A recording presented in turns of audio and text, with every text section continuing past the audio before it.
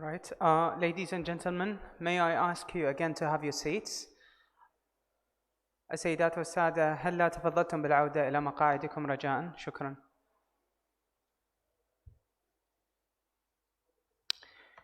سنبتدئ الجولة الثانية من النقاشات بكلمة لمعالي الدكتور عبد الأمير الحمداني وزير الثقافة في جمهورية العراق. We will begin our second session with a speech by His Excellency Abdul Amir Al-Hamdani, Minister of Culture. He may join us on the podium if he wishes. Thank you.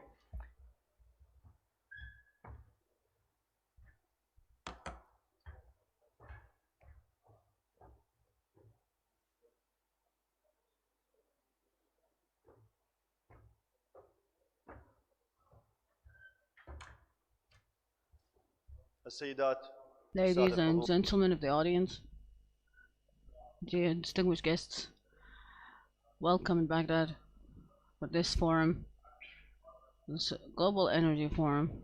My thanks and appreciation for those who organized this forum to give this opportunity to speak about a very vital and important subject, which is almost as important as education and heritage. In the heritage sector, Iraq, and I mean here with heritage, is all of the materialistic stuff written and oral for the Mesopotamia, which is known for its culture and civilization from the 10,000 years BC. And we have started all sorts of civilization from writing and legal legislations, and we have a very rich cultural heritage and very reputable heritage. All humanity witnesses that Iraq is the cradle of civilization. Heritage and education leads to the richness of to cultural richness, scientific and economic richness as well. Our concept of heritage is the use of culture generally, which is the heritage to create an Iraqi national unified identity. We always have these questions in Iraq, who we are. Heritage unifies all Iraqis together because we all agree on this state of heritage. Post-ISIS war, it ended militarily, but it still remains intellectually. So the way to combat these retro ideas and thoughts, we have to fight them with culture and with knowledge. Cinema, theater, and reading books, and in order to remove sectarianism and terrorism. Therefore, the previous ministry, with our direction towards creating an enlightened, healthy society, and this society stands on two pillars: the education and the culture. The education, in its broad information, is an intellectual system, which is the first to combat all the extremism that emerged in our society in the last few years. And I don't want to speak on behalf of those of the education responsible people, but education and awareness contributes actively in the awareness of the society and people.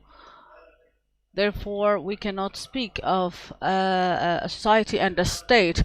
The first schools was established in Iraq in the 3rd century BC, and all of the Iraqi cities, as we do some heritage search, we find schools and curriculums as well.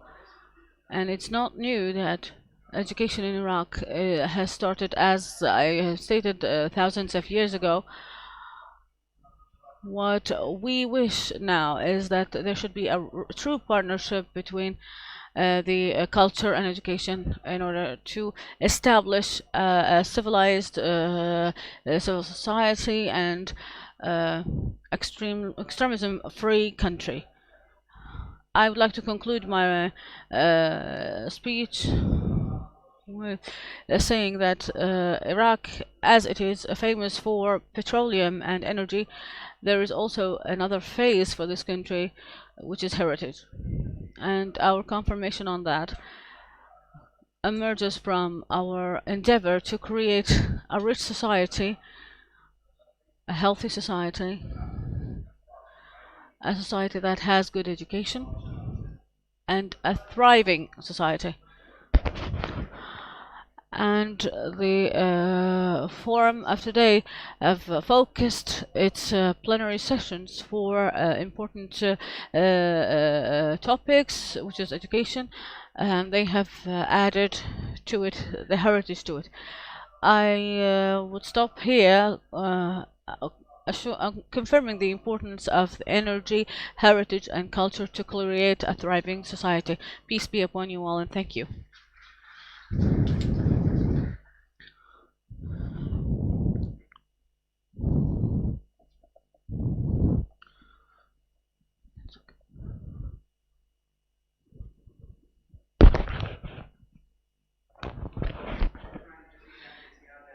Thank you so much, Your Excellency, the Minister of Culture, for his kind speech.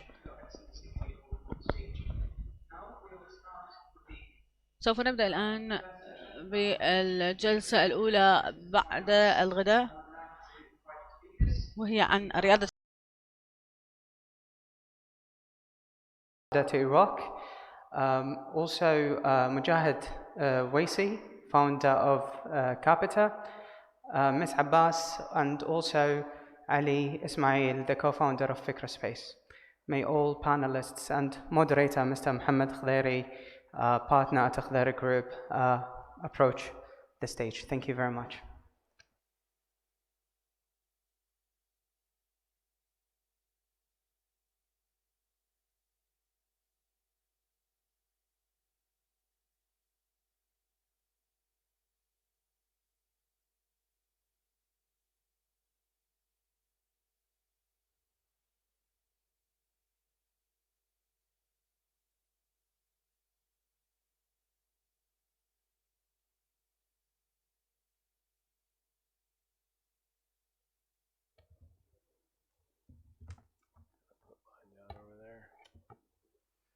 Good afternoon, everybody.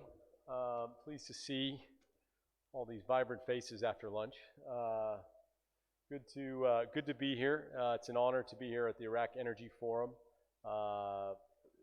Very prestigious institution and organization, and I think it's the topics that I've heard today and the last few days are important to really shape and create a new, vibrant, modern Iraq. I'm pleased to be joined by our panelists.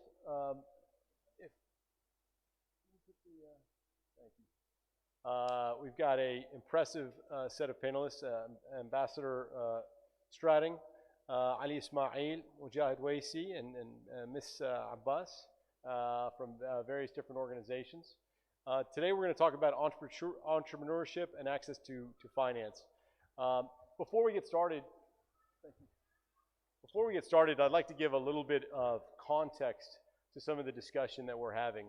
One of the key, I come from a traditional business background in that, meaning more traditional oil and gas, food manufacturing, equipment.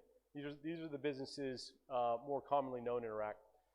But in the past several years, particularly in the downturn that happened in 2015-16, I saw it imperative for us as a nation, as Iraqis, to focus on modernizing our economy and also diversifying our economy. And you heard in the earlier panels here talking about creating a knowledge-based economy. And I think that's really critical for us to take steps towards that. So I'll give just a few quick slides here on some areas and some context. So again, introduce our panelists here. We'll hear from them a bit later. Again, the need for diversification, it's, you know, everybody knows that the oil and gas industry is the main driver of the economy.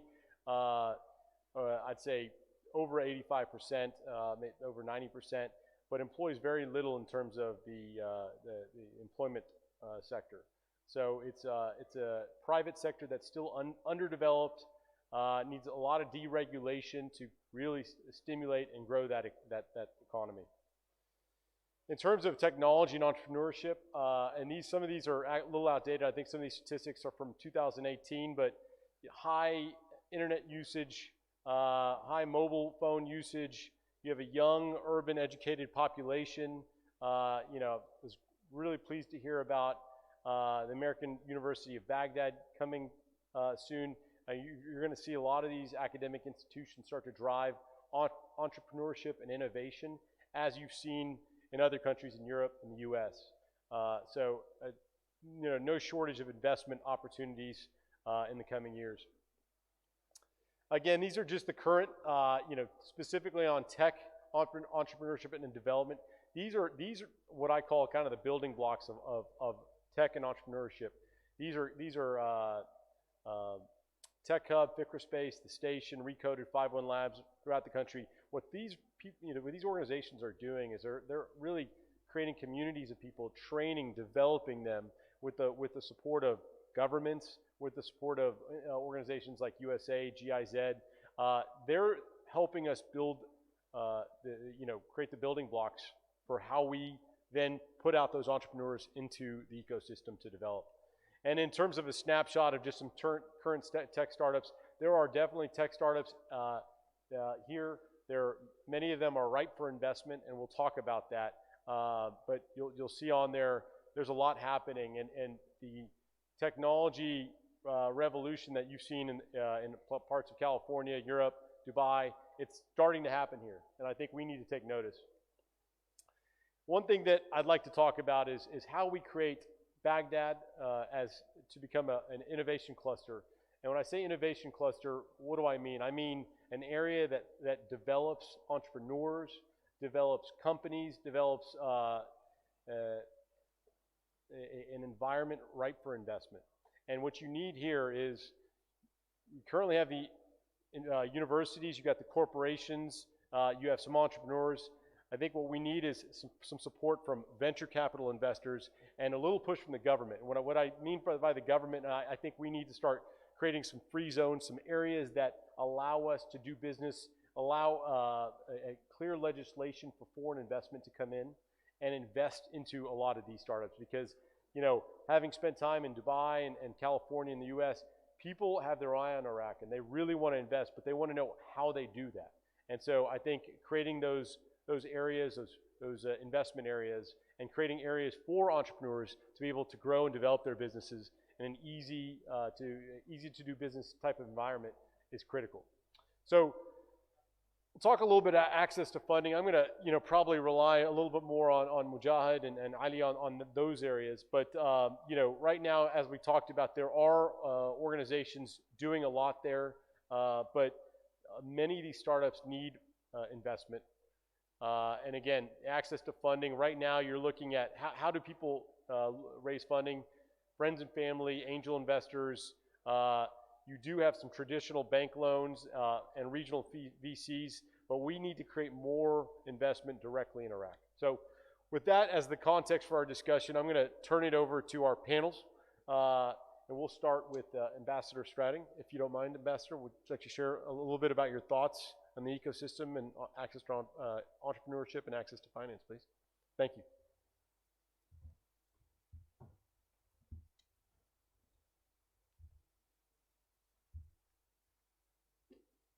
Thank you very much, Mr. Minister, Excellencies, fellow speakers. Mr. Minister, fellow speakers, colleagues and guests.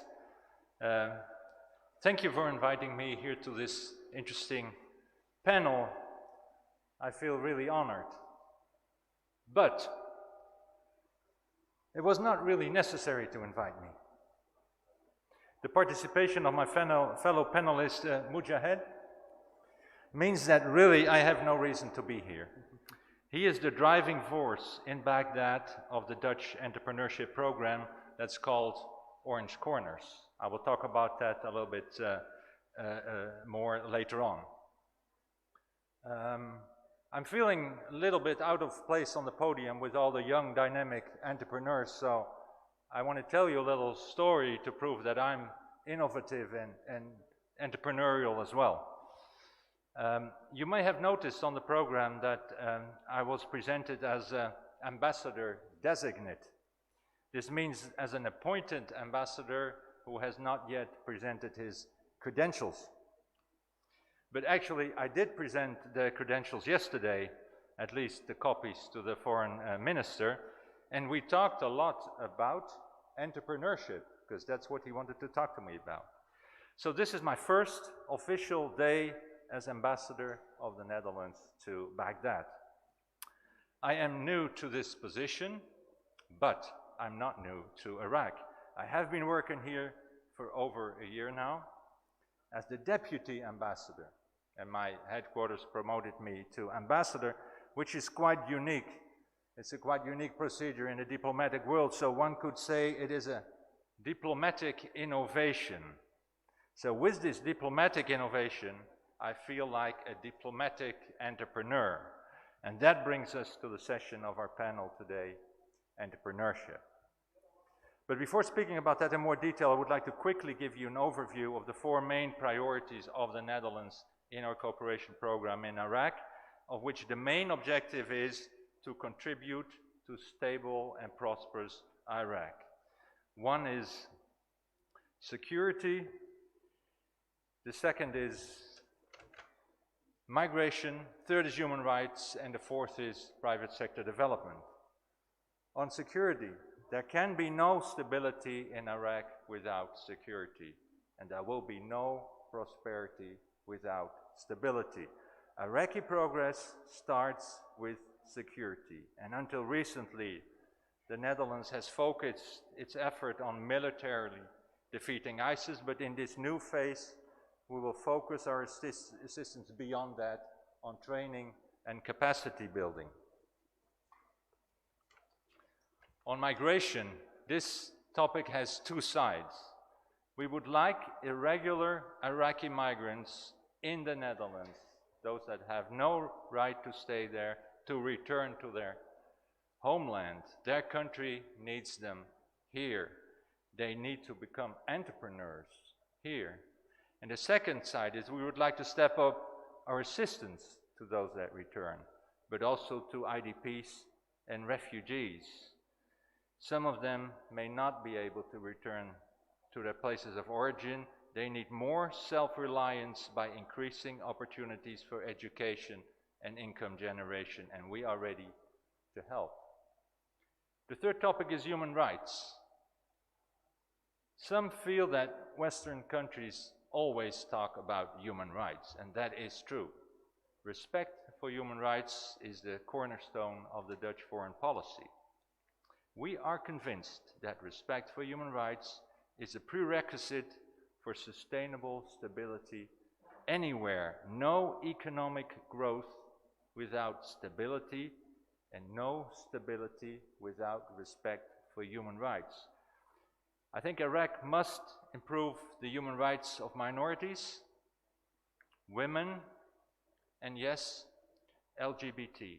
It is a precondition for prosperity, not because the UN or the EU or the West or the Netherlands want it, but because Iraq needs it to become a stable and prosperous nation.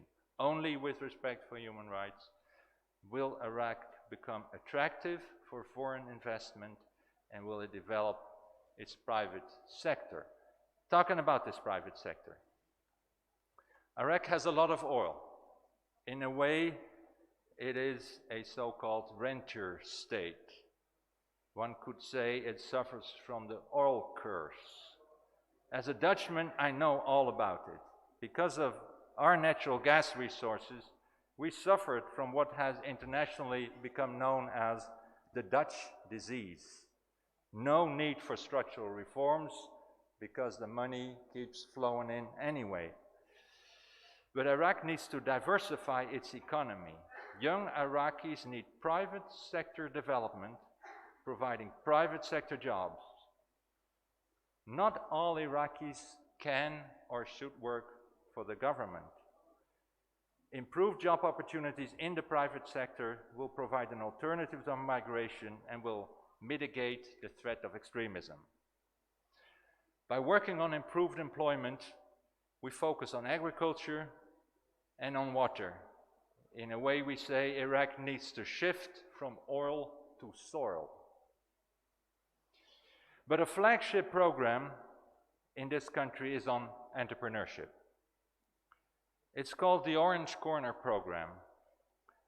Orange is the national color of the Netherlands, as some of you may know from the jerseys of our national football teams. I'm on a short leash with the leader of this panel, but I would hope he allows me a little bit of a sidestep. Our ladies' national football team is the reigning European champion and also made the final of the World Cup this year. Quite a performance for such a small country. Our men's team beat Germany in Hamburg last week with 2-4, a surprise victory. Everyone dressed up in orange. Orange is the color of success. It's a winning color. And the minister just talked about the importance of education. We also have an education program for Iraq that's called Orange Knowledge. But that, I leave that for another occasion. The Orange Corner program is our flagship program on entrepreneurship. It's a key priority for the Netherlands to have entrepreneurs at home, at our home soil. Philips, Shell, Unilever, most people know the big Dutch company, but they are now joined by new companies, such as Booking.com, very successful startups. But it's also a key priority for the Netherlands in Iraq. We were an early supporter of the station, and it had an early Orange Corner under its roof. And in one of our latest initiatives, our embassy is working hard with Mujahid, as I just mentioned, and the team in the Netherlands to set up a full-fledged Orange Corners program. An initiative of the Netherlands that provides young entrepreneurs across Africa and the Middle East with the necessary training, networks, and facilities to establish and grow their startups. This 3-year intensive support program will officially be launched in Baghdad in December this year and will also start in Erbil.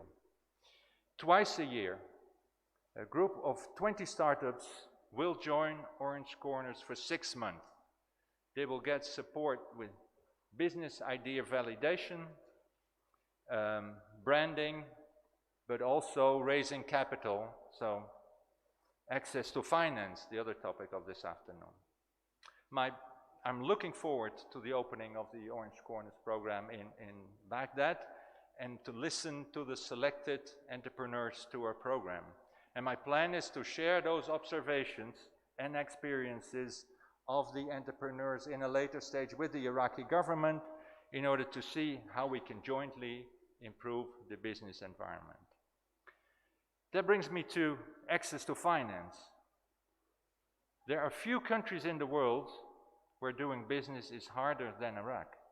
Out of 190 countries measured by the World Bank, Iraq ranks 171. So out of 190 countries, Iraq ranks 171. Lack of access to finance is certainly playing a role in that, although other things like access to electricity and protection from extortion are equally important. Credit stands as less than 9% of GDP, which is much lower than any other country in the world with a GDP per capita of over $2,500. In small part, we can fix this by bringing in money from Iraqi investors who live in Dubai or Amman, and by getting development banks to invest. Also, fintech solutions circumventing banks may be part of finding a way out of this problem. And the improving security situation will certainly make things easier. Years of conflict and relative isolation also meant that Iraq is full of business opportunities. But an improved security situation in itself will not be enough to transfer the business environment. The bigger impact is with the Iraqi government. They will need to boost the confidence of investors and foreign banks in the Iraqi markets. And boosting confidence is difficult, but certainly not impossible. Let me give you two examples. The large Dutch credit insurer Atradius, for example, would want to engage in Iraq, but they cannot do so until Iraq has signed an agreement with the IMF. This agreement is something the government should, for example, be working on. If Atradius will ensure the investments of Dutch companies in Iraq, it will be much easier for them to return. Alternatively, by making Iraq just rise a few places on the doing business ranking that I just mentioned, the government can signal to the world that the outlook is positive. That would already help quite a bit. In short, much remains to be done to make Iraq a more attractive business environment, but we're ready to work side by side to make that happen. For Iraq, for the Iraqi entrepreneurs, and also for the Dutch business. If there are any entrepreneurs in this room, I encourage you to follow the embassy on social media and to apply to Orange Corners next month. For the detailed questions, please turn to Mujahed or my staff present in this room. Thank you very much.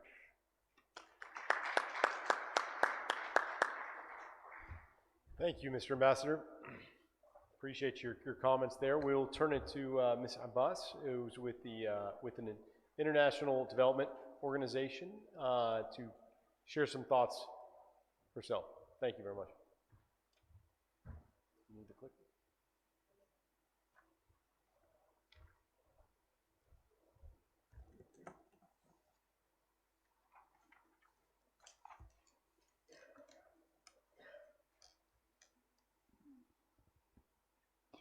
Good afternoon, Mr. Minister, Excellencies, and guests. We'd like to thank the Energy Institute for hosting this forum and providing the opportunity for us to reaffirm U.S. government's commitment to help Iraq to build its strong and stable economy. The U.S. government, through the U.S. aid, supports Iraq in areas of humanitarian assistance, stabilization, public service delivery, economic governance, and private sector development. The private sector is crucial for job creation in Iraq and providing economic opportunities to,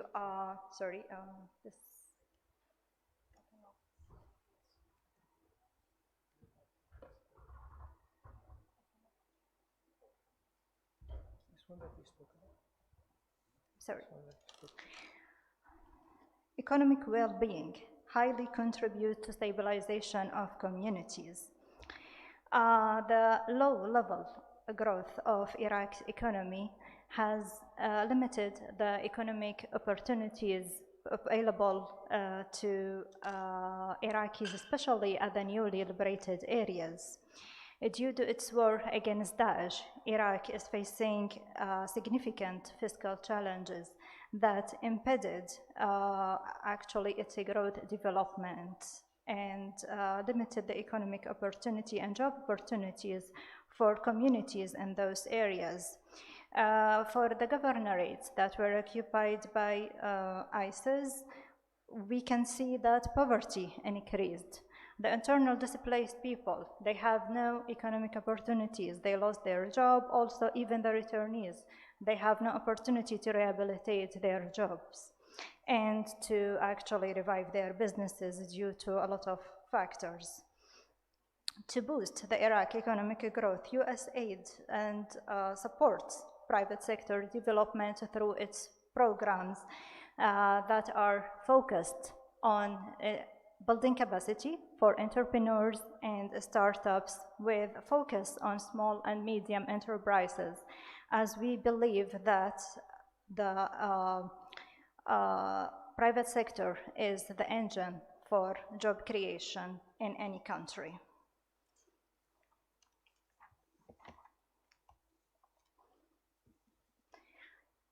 The US aid works through two programs. One of them is TECAML, the Nainawa Investment Facilitation, and the other is MENA Investment Initiatives. Through those two mechanisms, we work with entrepreneurs and provide firm-level technical assistance to help startups and SMEs to access finance. As we know, access to finance in Iraq is a great obstacle and challenge for startups. The banking sector, undeveloped private banking, and also high collateral, especially at the newly liberated areas. Business owners now, they cannot afford even to take loans to develop their businesses, and also they cannot pay for employees at their businesses. So the US aid is focusing now on providing opportunities for those businesses to access funds, either through providing them with guidance on bookkeeping, financial management, or even providing them with opportunity to be introduced to other source of funding. The project, in Nainawa, the TECAML has established Business Development Center in Mosul and in Erbil. In those centers, USAID is working with entrepreneurs, working with the startups, and working actually with all business owners and youth, women, if they want to develop their own business. They provide them with free workshops to develop their business skills. And also they provide them with opportunity to get introduced to investors, fund providers, microfinancial institutions. The program has developed a pool of investors and of also private banking sector. All those are working with businesses on individual basis and also providing one-to-one training to preserve the confidentiality of their business profile. They also provide them with free sources, research, market studies, also guidance, mentoring, coaching, and they also provide them with free access to free access to other USAID programs and other NGOs programs through their referrals. The program aim is developing a pool of investors from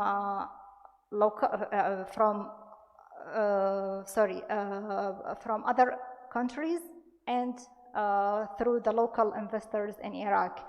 The program also has a pool of diasporas outside Iraq, and it provides the opportunity for the participants to have roadshows and organize roadshows in outside Iraq, like in New York, Japan, London, to be introduced to investors.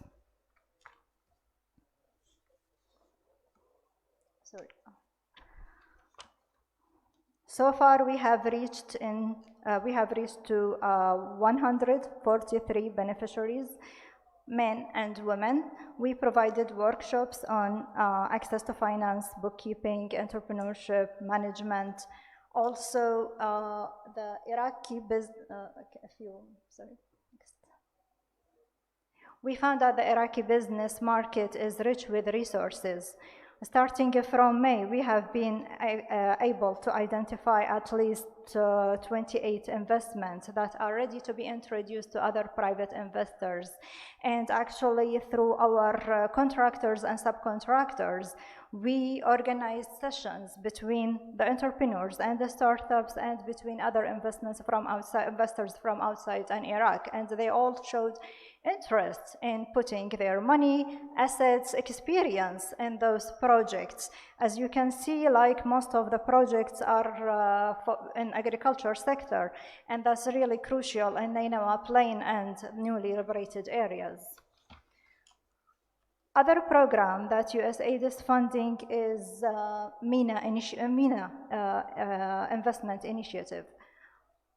Since it started, MENA has invested in 10 SMEs so far. MENA is providing tailored financial assistance to the businesses. Those financial assistance are tailored based on the business need and on the business ability also to develop and to grow. The program also is providing technical assistance and experience to analyze the growth strategy of the business. And they also provide experiences to fill the gaps and to help the business to grow and to open, for example, a new branch, hire more people. All the assistance are tailored based on individual business needs of the investor or the SMEs. We have succeeded so far in developing a lot of, as you can see, there is an example of each sector that we worked with, starting from startups. We succeeded to help the delivery service owner to open a branch in Mosul and to start his services in Mosul. Also, we provided assistance to the entrepreneurs to start social cafes in Mosul. The program also supports home-based businesses through its work with youth and women in the camps, if they are, of course, internally displaced, and in the newly liberated areas also. Also, we managed to support cultural activities. One of our beneficiaries actually succeeded in opening a new branch in the malls of Baghdad, and actually created more job opportunities. I would like to take the opportunity and talk about the main focus of our program in Mosul, which is the Nainawa Investment Forum that we expect to have it in December. All of this work is aimed at bringing investors and bringing money into the liberated areas. Through this forum, we aim to invite NGO, investors, and SMEs, and to try through the panel session and one-to-one discussion to encourage investors to put their money in those startups, businesses, and to help the entrepreneurs to grow with their ideas and to reach other markets outside Iraq, and also to develop their local markets to other governorates, if that's possible.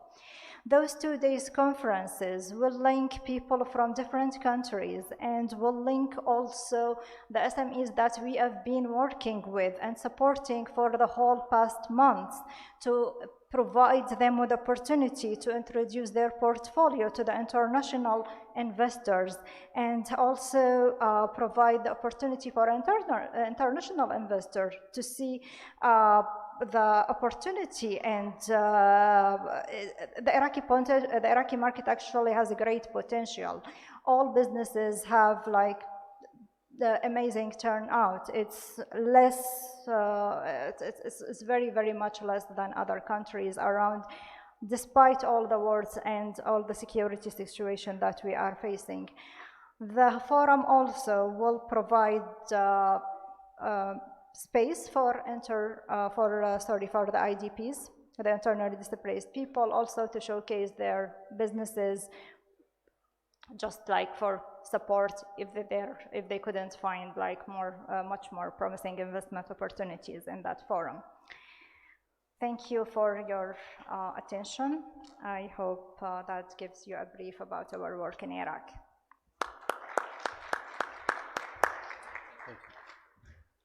Thank you very much, Ms. Abbas. I'm going to turn it over to you, Ali.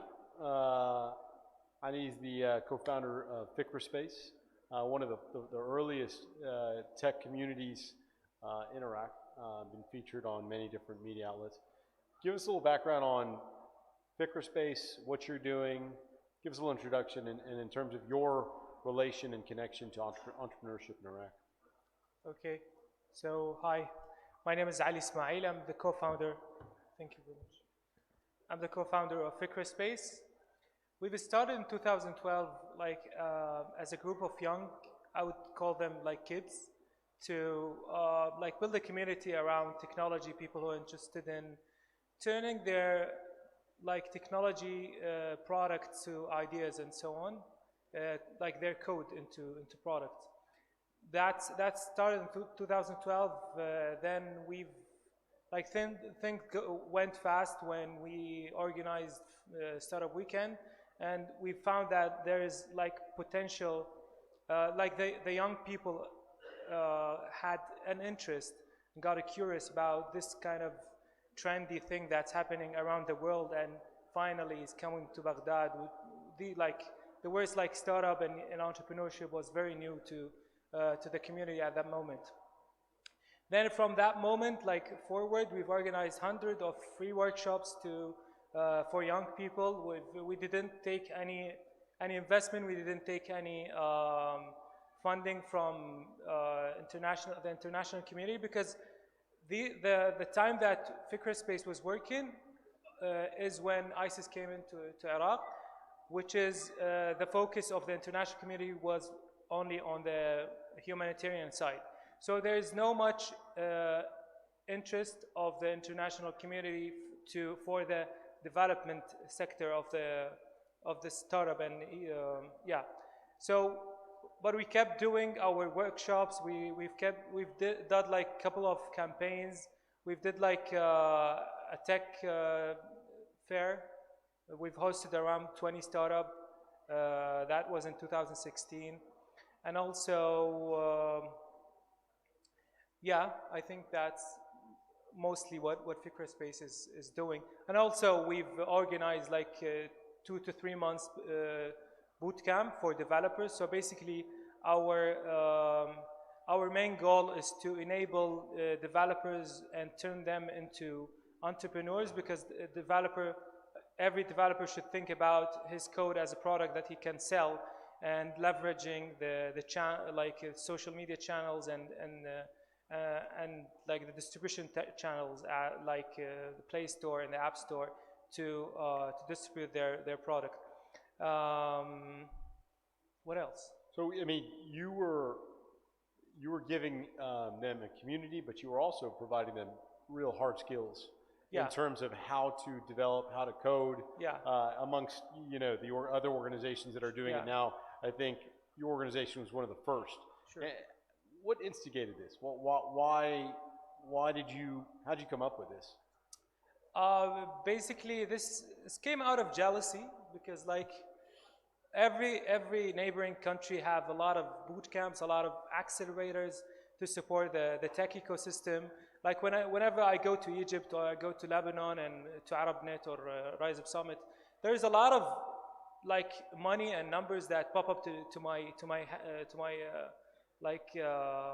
ear, and that gives me some anxiety, because like Iraq should have similar dynamics to these countries, and also much more potential, and like the purchasing power is much higher than the neighboring countries. So we deserve something similar. We deserve even something better. Yeah. So So wherever like I go outside or wherever I read something online, I try to like to mimic that model in Iraq by yeah. So we've been able to we had some successes and a lot of failure, a lot of like failed ideas. We've put like 30 plus pages business plan, and we went to almost every embassy and every international organization, and also we've to ask them to fund this project, and that was in 2014. And even Hamad Al Hakim, the general manager, he was a core member of Figure at the moment. Yeah. So I believe it's not my fault, because maybe I didn't have that experience to convince, but there's like an expert in the room. Yeah. So. And I think you're being very humble. Just as a personal experience, when I first came in 2015 and 16, when I first started looking at technology around that time, I spoke to you, and Ali really guided me and helped me navigate and put me in touch with many entrepreneurs, technology startups, and because of your introduction to many of them, I was able to commence our first investment into one of the larger e-commerce companies there. So I think your organization, I think it's hard to see it when you're inside of it, but I think the ripple effects that you've had in helping catalyze a community has been tremendous. So I applaud you for that. So you're being too humble, but I expect nothing less from you, Ali. So we'll move on to our next speaker, Mujahid, who I've also gotten to know in the tech community, also a very talented entrepreneur himself. And maybe, Mujahid, if you want to switch to Arabic, feel free to. I know we've been speaking in English a lot. Give us a little background about you've been instrumental in the tech community here, obviously working now with Orange Corner and the Dutch Embassy, but also you were involved in other projects like the station and others. Tell us a little bit about your connection and nexus to technology, innovation, and entrepreneurship in Iraq. مرحبا جميعا. Hello everyone. In the beginning, I would like to extend my thanks and appreciation to His Excellency Ambassador Eric, and thank you all for attending. I think one of the top opportunities available in Iraq is, or one of the most important opportunities in Iraq, is the job creation, which is also considered a challenge. Why? Because the youth normally they go towards having a governmental employment while they should go towards a project. And why they do that? Because they are not finding any advocate for them. So we ourselves, starting in 2010, we start working with the private companies on small projects, to support small projects. And we started working on a small project. Then we got to know Ali and many other youth. What I've noticed, based on my experience in the Iraqi context, is that the Iraqi young guy will never accept someone who would come to him or her and say, oh, look what Facebook done, oh, look what that done, look what this done. Like Iraqis, as psychology, when you bring something to them and you experience, they say, oh, they did it because they are not Iraqis, but we Iraqis, we live in difficult circumstances, and so and so and so. They are not optimistic. So we wanted to create a success story, first of all, to prove to ourselves that we can. Nothing is impossible. And then we want to prove to the youth that they can as well. We wanted to prove that you could be very successful working in a private sector without relying on any governmental grant or governmental employment, and waiting will only lead to gray hair. So the challenge was how to prove that you have a footprint in the private sector. I wanted to motivate the youth, so we had many initiatives, ideas. It started with activities, then gathering, networking, and building communities, and ended up with proposals for institutions, including the station institution. and it was just as an incubators for entrepreneurship in order to shift the ideology and the mentality of the youth, to take them out of this mentality of wanting only governmental employment and to go to private sector. We the Iraqis, we have this like negative culture that we are waiting for the government to pay money for us, we are waiting for our parents to find some job employment for us or something. No, we want you to be self-dependent.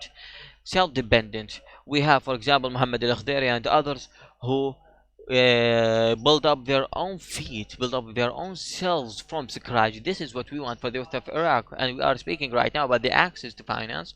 So when speaking about the access to finance, we want to put ourselves, we are putting ourselves in a position of high risk. Yes. Why? Because all the activities or initiatives, the many initiatives or activities, they want to do it but they don't. Why? Because they're gonna take risk. Many initiatives, they do workshops, they do this and that, but they don't invest in startups. Why? They think that is too risky. You are one of the individuals who took the initiatives and tried to invest in entrepreneurship, but was risky for you. So we wanted to take the risk. We wanted to take this risk and to encourage the other investors to take risk with the entrepreneurship. We wanted to invest in the youth. For example, a young guy who has won $10,000 or $100,000, the maybe for investor 100% $100,000 only 1% of the money for the investor, but for the young guy $100,000 is everything. So he requires support, and we have to look to any 20 potential things. You have to think of many things. Number one, you are investing, so you are working, you are as a foreign investor. When you invest with an Iraqi, you are dealing with someone who knows the context actually, and they want to success, so they have the will. Number two, you are sharing risk. The investor shares the risk with the entrepreneur, and this is what we encourage right now. We are working on encouraging building the first network of what we call risky investors. The risky investors are those investors who who are afraid of taking the risk. So we want to encourage them, just as we did with Muhammad al-Khidari. So we would like to have this culture of investment and sharing, so that there will be minimized risk and to add more value to the project. And I think also we are in a momentum, we are in a good positive interaction from the international community. We would like to thank the Dutch embassy, we would like to thank the German embassy, we would like to thank the US embassy for their initiatives dedicated for the private sectors. Especially they are focusing on the SMEs and the entrepreneurship. So we as youth, we believe that if we take the risk, we can do something. And you know, the international community, when they deal with the private sector, sometimes it has some sensitivity, because they normally aspire to work with NGOs, and the NGOs mostly sometimes they don't have a much of a positive reputation, especially post 2003 and due date. You know, sometimes there is corruption, and so we try to encourage the international community to deal with institutions that they seem profitable, but actually they are doing risk that no one is willing to take. So we would like to search for private sector. Yes, we'd like to develop private sector, we'd like to develop companies, and if we want that, we need support from institutions that would like to invest in the entrepreneurs. So what we are doing, for an example, we are trying to provide a hub that would encourage the investors to invest, and would offer some free services and to run their operations with the support of international community, international institutions, with the participation of international institutions. Not to mention what Mr. Eric mentioned, the incubation program.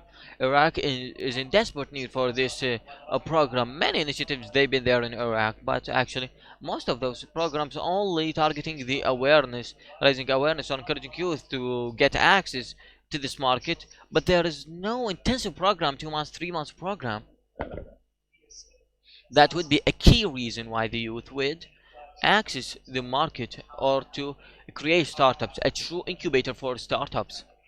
For example, you have any product, it should go in a process, then it would be a product.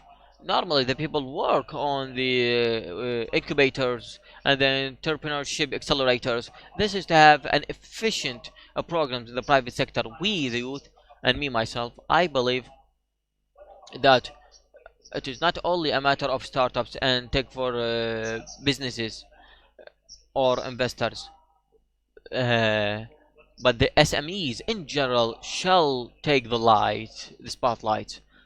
It is for the startups, and this the tech businesses shall lead. The SMEs has more roles in the private sector and more clear or clearer impact on the private sector. So we the youth, we shall focus on that, the SMEs, and we shall take that jump and put ourselves into the risk. Why? So that would open up the doors for others to get into this market and to have it a competitive market, so that in the future it would broaden the horizons. شكرا جزيلا. هل يلخص الجزء الأخير على ما ذكرته؟ أنت تركز حاليا أو تركيزك حاليا على دعم المشاريع ال Also SMEs. technology startups, but you feel like today there's enough SMEs out there to invest, support. As the ecosystem grows on the startup side, you'll shift more of your focus to that. Is that correct? Yes. Honestly, the main reason is for us, the SMEs has more and more potential to invest in right now, because so far for the let's say the startups culture in Iraq, it's a bit new. Limited, and there is no much potential businesses ready to invest in. In that case, we have to open the door for the investors to be part of this, let's say, the angel network, to invest in the ecosystem, and within the years we can focus more on startups. And one more follow-up, and I'd like to follow up with you on an entrepreneurship question, Ali, and then we'll open it up to the rest of the panel. What, in terms of investment, you've been traveling in the region, abroad, internationally, Mujahid. Is there an interest in international investors? Do you think the investors reside here in Iraq? Where is that investment going to come to support this ecosystem? Where do you see it coming from? Mujahid? I think it's the main issue with the investors themselves. They are looking for someone to trust in, because for Iraq there is, all of us know that there's many challenges we are facing here, legal challenges. There is no law enforcement. A lot of things, it's not attractive for investors to be in. So I think the main point is how to find a solution, let's say a shortcut, okay, to involve those investors for the Iraqi diaspora investors, or even for the locals, because for most of the local investors, the main mindset for them is trading more than real investment. So it would be setting up the investment environment for regional international investors to come in. That's why, because so far we are trying to build that kind of angel network alongside with the partners from Netherlands, from Germany, with GIZ, and even with the World Bank. So because we do believe if we have some of the angels from US or Netherlands or UK, we will get more experience with this, and it will be more attractive for them. And I'm not joking, we have 2 or 3 potential investors from Egypt. Because it's for Iraq, it's very attractive country with high population, and there is no competition with this field. And when you work with the first mover, you will get more opportunity. And so it's a good advantage for them. So I think, because even for Egypt, for example, when we used to go to Rise Up Summit, for example, One of the angel investors told me that when he sit in a pitch day in front of startups, all of the attendance people are investors. Yeah. So the investors more than the startups themselves. So there is no value of this. So that's why Iraq has more Sure. potential with this, Sure. because And there's actually a delegation coming next month from the U.S. specifically, delegation of investors looking to do that. Thank you, Wajad. Appreciate it. To you, Ambassador, you talked about some of your pillars that you know is the primary focus for the Dutch government in terms of fundamentals there. Explain to me why entrepreneurship is such a focus for the Dutch government. Why is it such a priority? Thank you. Yeah, I think if we look at Iraq, it has a very young population. There's a high rate of population growth, and those young people eventually need jobs. Yep.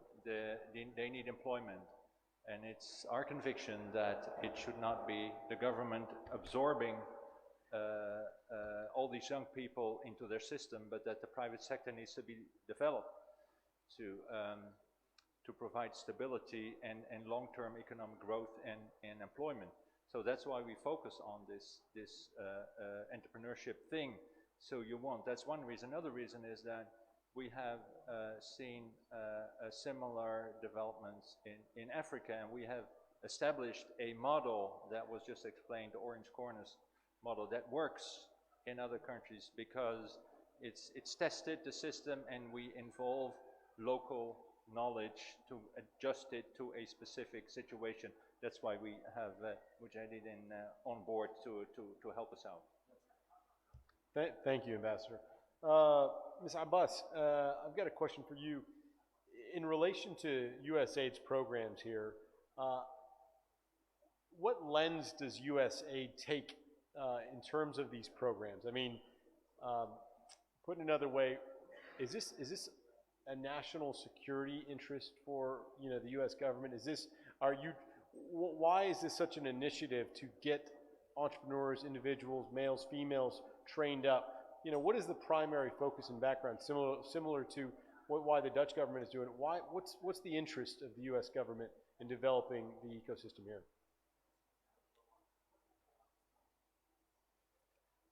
Is it on? Can you turn the volume up on her? There. Nope. Can you hand her? Let's see if you can.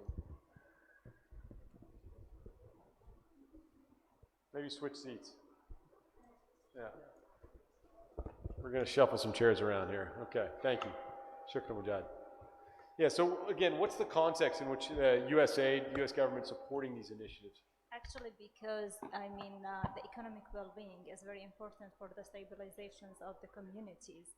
And as you know, that Iraq faced a lot of challenges, fiscal challenges due to the war against ISIS. Also, the community now needs to be needs first to return home. We work on community resilience and economic. Eventually, it's economic well-being that can drive the community toward the journey for self-reliance. That's why we started first with exploring the opportunities for job creation in those areas. Of course, our target is the whole Iraq, but now the focus is on those areas. Through our work, we discovered that entrepreneurs and SMEs and the startups, they lack the experience of developing their businesses and marketing for their businesses. So the potential is there.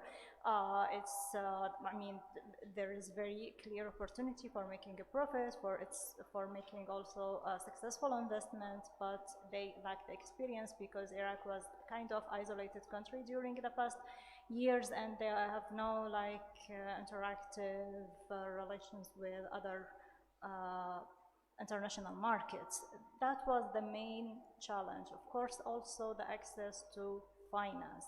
That's why the programs now are focusing on developing the skills and capacity buildings for those entrepreneurs and the startups.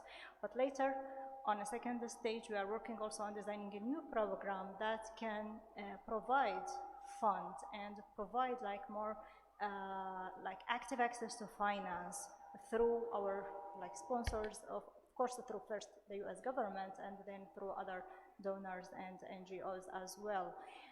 Actually, and in this access to finance actually is the programs also are working with the private banks, are working with partners of the Iraqi government, and thanks for the Iraqi government for facilitating actually our work, because they are willing to do reforms that can enable the business environment again in Iraq. You know, the economy is kind of public sector dominating economy, and we are trying to diversify that economy to be like independent from just like oil independent economy to more private sector economy, and that actually requires a lot of focus from the government, some kind of reforms. Currently, the government has been very responsive in developing the public-private partnership law and other laws that can support the private business in Iraq. Also, we are working with the central bank to try to access their $1 trillion dinar initiative, and also this, of course, very encouraging for entrepreneurs to start their businesses. Thank you very much. Excellent. Ali, shifting to you just for a second. You know, again, I've known you now for several years, and I've seen the development in the ecosystem. Putting your entrepreneur hat on for a second, and you've known a lot of other entrepreneurs, a lot of other startups. What have been the most common challenges that these entrepreneurs face? Is it strictly access to capital, or is it getting registered? Is it getting, you know, filing tax? I mean, what are the things that the day-to-day entrepreneurs, business, startups deal with? I mean, talent, and to be more specific, resilient talent. People who want to take the risk and not get paid for a year or two before making profit. This type of people, like, we need to prepare young people for this type of mindset. Okay, that's like one of the top challenges for me. But like the other things such as access to finance. So with my first startup that failed, I've been able to secure around $90,000, which is 50 as cash and 40 as consultancy, because like the man that I raised fund from is he's a management consultant. But like we've shaked hands, and he took 70% of the company. Like 3 days after shaking hands, I've said like what I'm doing to myself, why I'm doing this to myself, like giving 70% of my startup to someone that have the experience, have the like portfolio, but like I'm losing the drive to continue the business.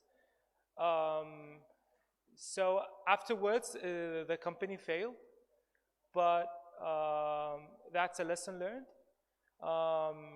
And I have a comment for the $1 billion. I think that the central bank have pledged as loans. I mean, for tech companies, we like that term of burning cash. Okay, so basically, if you wanted to invest in a tech startup, loans are not the go-to solution for us, because like we like to burn cash quickly, and we like to, and it's like as Paul Graham says, that startup equal growth. So if the money that we take doesn't help us grow exponentially, and then then we will like يعني نهتم عود للانفستر بعدين مش وقت نرجع له فلوسه. Okay, because that's the dynamics of a tech startup. So yeah. So I mean, access to individuals committed to the project, probably a lot of other administrative, operational challenges. I think it goes back to a little bit of what we're talking about, which is, you know, we're talking generally here about entrepreneurship and access to finance, but you got to take a step back, in my opinion, and look at the building blocks of what are we building on? Is there clear legislation? Are there clear zones? Are there clear areas to allow? Are there Iraqi safe notes, if you will? As you guys know, the safe notes are common legal investment notes that people put that have been developed in California. So I think we need to take a look at some of those things that need to be put in place as well. Shifting back to you, Mujahid, you've got a lot of experience, kind of starting ventures here. Is that working yet? Okay. You've been influential in the tech community here. What things do you think? Thank you.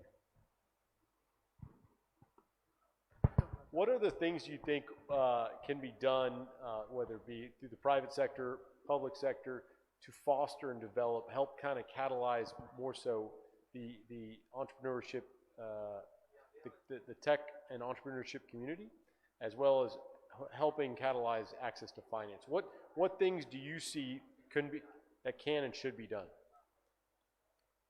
to develop the community here? I think we need the risk takers. Let's say, I think at least we have in our ecosystem so far about 5 to 10 of them. You and me, for example, one of those, who willing to invest in such sector. And I think the main point after that is how to manage and co-invest together with the right legal framework and the proper funding team, because for Iraq it's a new thing for us and for everyone, because there is no venture capital so far in Iraq, and most of our experience is based on oil, energy, so many things related to the regular businesses. So with that culture, we need some of experts with us to work alongside with those initiatives to empower that kind of businesses and that kind of funding. And for Iraq, so far the government doesn't have anything related to entrepreneurship, but at least for the World Bank, for example, they are trying to enforce or to push the government to start an initiative with fund of fund, and I think it's very important for us as investors, VCs, incubators with seed fund. We need such initiatives to invest in our businesses. So for the fund of fund culture, so far we don't have that. I think if Iraq 2020, if we have such model, it will be very important.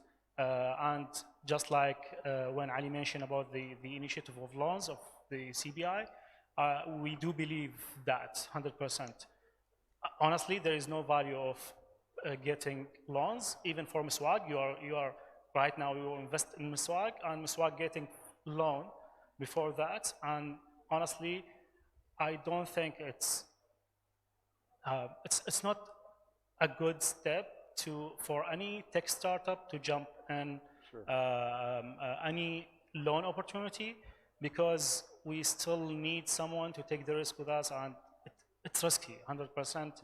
You need to align the interest between the investor and the investee. Yeah, so that's my point. I think it's so important to change that mindset of providing loans from the government, from the international entities, everyone, to co-invest at least with our local investors, and I think it's the main crucial point for us. Thank you, Mujahid. I think we're running out of time here, so I'm just gonna, I don't know if we have time to open up to the audience, but if there are any questions out there to the panel in terms of Yes, ma'am. I'm getting flagged down from somewhere, I think. So if we can keep them brief, thank you. I'm sorry, I have only one comment. I heard you saying that the NGOs failed because of corruption. No, Was I that mean, right? 100%. I agree 100%.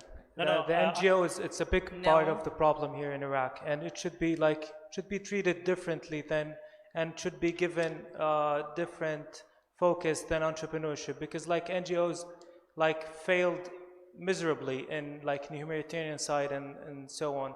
So I think developing the private sector You're not working with the NGOs, sorry.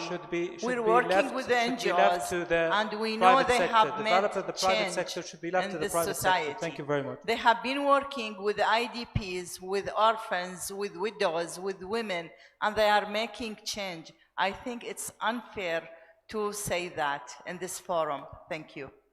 Thank you. Thank you for your comment there. Any other comments or questions following that? You got one there, one there. Okay. Try to get to you all. I don't see a timekeeper here. You mentioned the CBI initiative, the 1 trillion. Is it easy? Do you have easy access to these loans?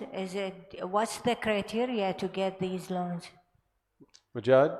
I think within the last year, at least last 6 months, it's became better and better. I think before 3 years, the penetration was just 6% of that trillion. So, but for the past 6 months, it's been better. But the main issue is everything depends on the private banks. So this initiative, you can experience a different kind of interaction because it's related to the private banks. Because the main idea is that CBI providing this money, giving this money to the private bank, so the private bank, he will make the deal with you. So it depends on our private banks. So some of the, let's say, some of the startups, they succeed to get that fund, and it's hard, honestly, because the mindset of our banking system, and even it's obvious even for any bank in the world, they want to see a track record, they want to see actual businesses working. So that's our point. That kind of initiative is targeting only SMEs, has a proven model or has a good revenue, so they can. More traditional businesses. Yeah, and even at the same time, there is no, for Iraqis, the main issue that I'm an entrepreneur and I want to get that kind of loan. They raised the interest rate from 4% to 7% to make it more attractive for private banks, because they don't give anything for the people because of this low amount of interest. Second thing, the mindset itself of the banks, they are just looking for guarantees, and that's it. So they don't understand, for example, e-commerce business. So where are you? You know, so it's one of the challenges that we already faced with this initiative, but basically it's good. But for us, we think if the loan process itself became better through the collateral and everything, because for me as an entrepreneur, I have to bring someone to guarantee me from the public sector. What's the point? So if I don't have anyone work in the public sector, I can't get any loan. And the main title of this initiative is supporting private sector.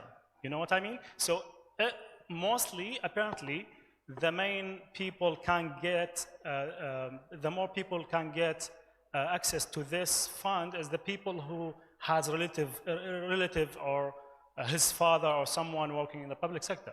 So it doesn't make any sense. You provide a service for private sector and they have to rely on someone in the government. So that's the issue, honestly. I think it's the main the main issue with this initiative.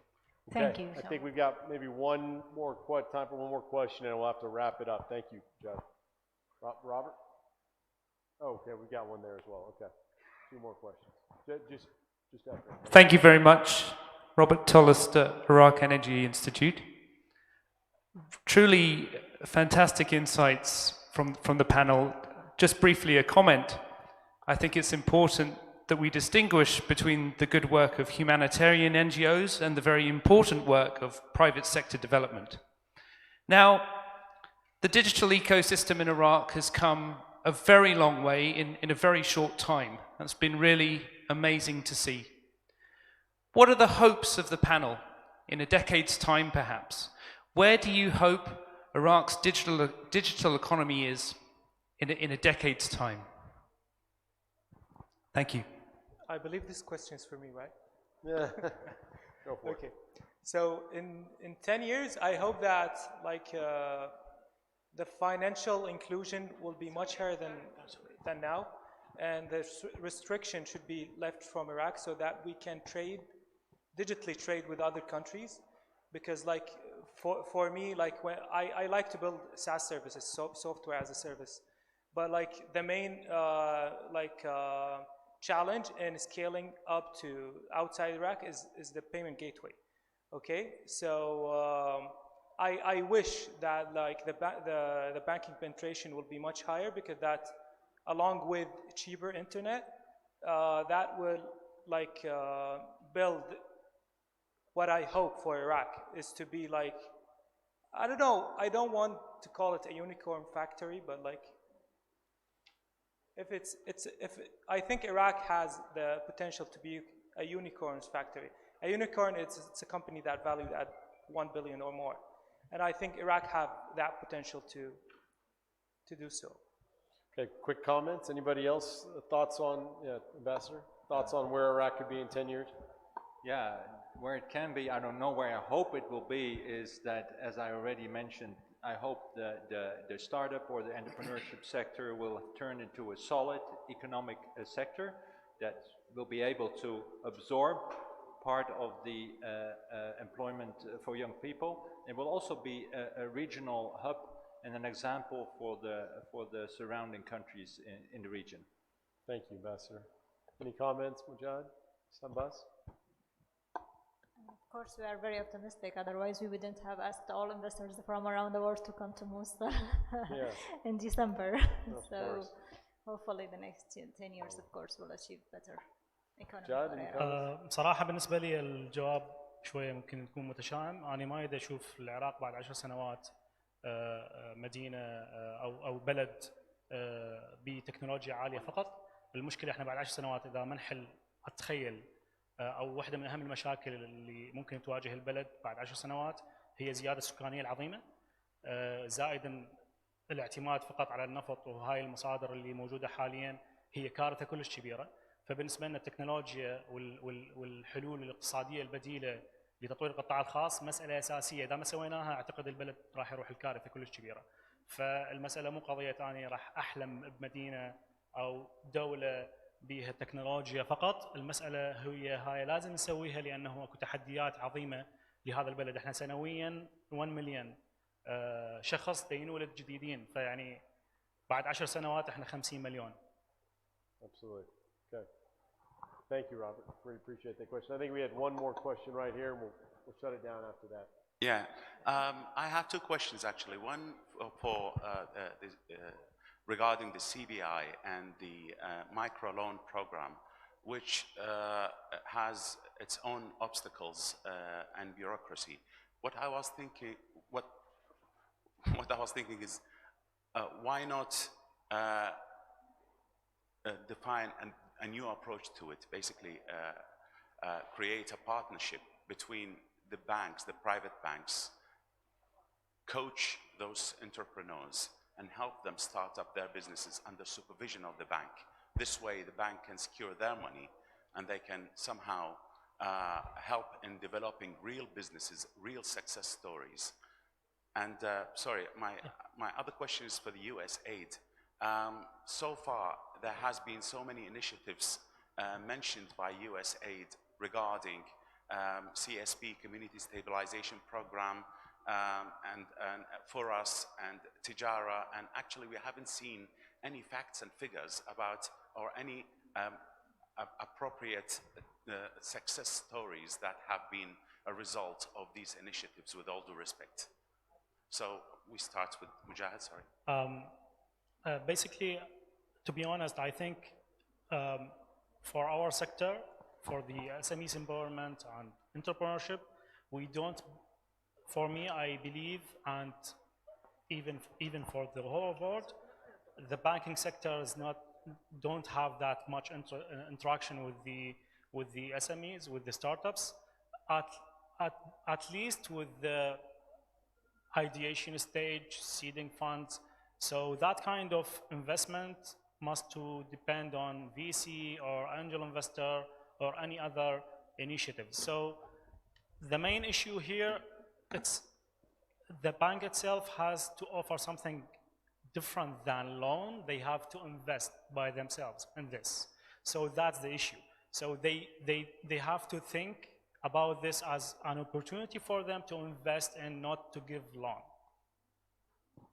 Yeah, I've got some comments on that too, but go ahead.